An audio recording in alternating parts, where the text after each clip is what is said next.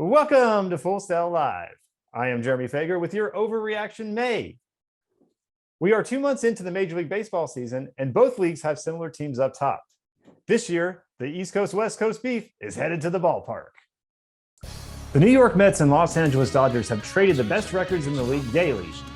Today, the Mets are 29-17, and the Dodgers are 28-13.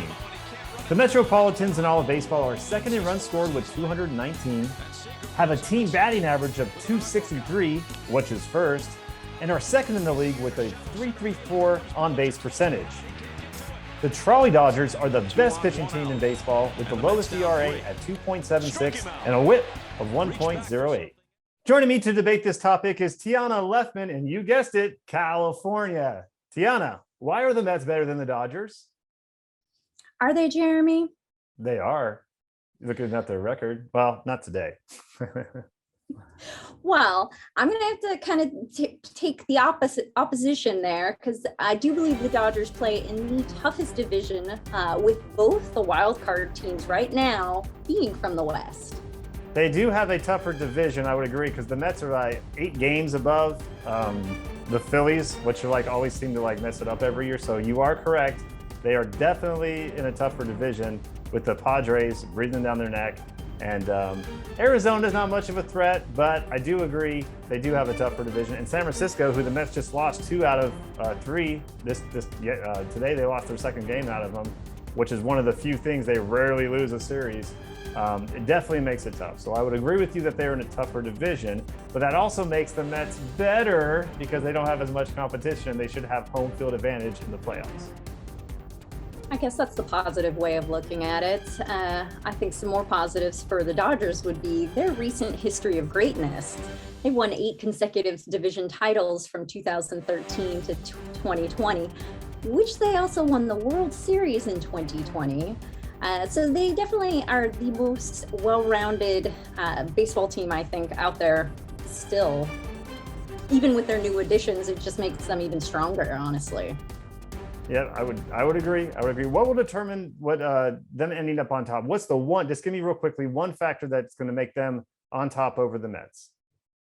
Pitching. I think pitching always, great defense beats great offense. So pitching is going to be huge for, I think, both teams. And, both of them are plagued with injuries right now. And thankfully, it's the beginning of the season still. So they have time to get their pitchers right.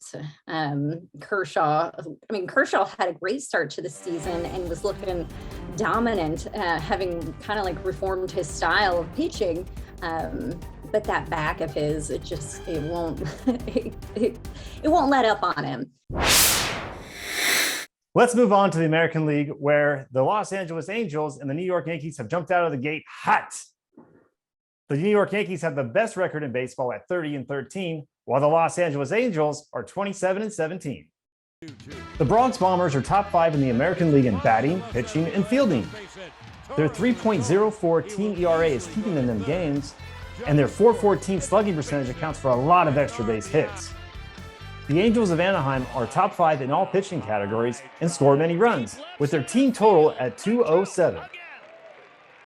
Tiana, who will end up on top in the American League? I think that's actually a tougher question than the NL.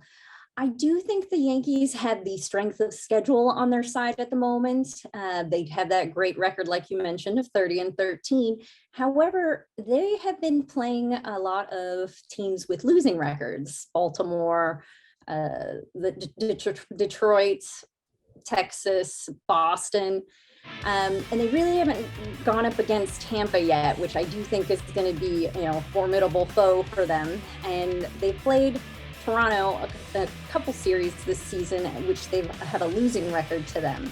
So I think once they start coming up against some real competition, I think the Angels actually could do better in the AL than them.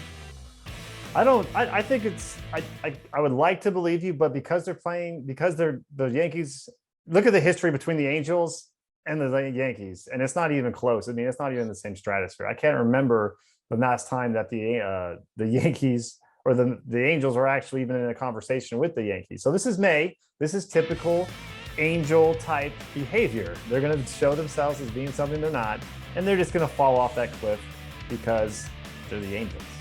So, but there is always a chance in spirits. So what will make them end their curse?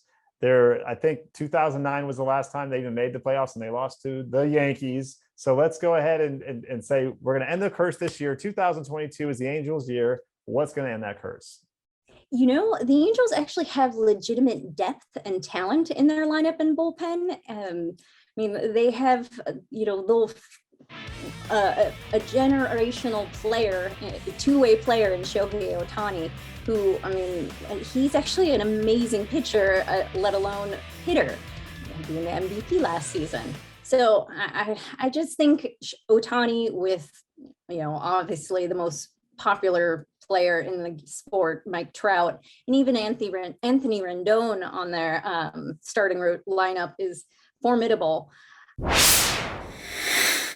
The Mets and Dodgers will play each other on June 2nd in a 4-game series, while the Yankees and Angels will not see each other until August. That's all for this edition of Full Sail Live. Thanks for joining us. Sayonara.